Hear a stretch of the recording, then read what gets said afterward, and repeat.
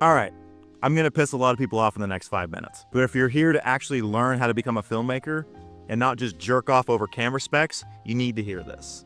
You don't need a fancy ass camera. You need a story. What is the obsession with gear?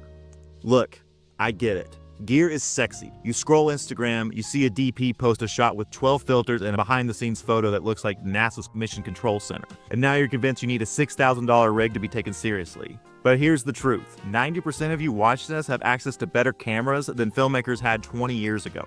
You're not limited by the tech. You're limited by your excuses. Story is king. Scorsese didn't need 8K. Tarantino didn't start with anamorphic lenses and a Steadicam. Rodriguez shot El Mariachi for $7,000 on film and sold it to a studio. Story, character, emotion. That's the real camera. The one that's inside your f***ing head. If your audience cares about your characters, you win. If they don't, all your crispy dynamic range means jack shit. Actionable examples. You know what makes a killer short film? Not the LUT you stole from YouTube. Not your $2,500 gimbal. It's the damn idea in your head. A perspective, a story only you can tell. iPhone, Android, Sony a600, a GoPro duct taped to a stick. If the story slaps, people are gonna watch it. Burn the excuses. Ugh, but I don't have money. Good. Constraints make you more creative. But I don't have a crew. Awesome. Now you're gonna learn every role. But I don't have the right camera.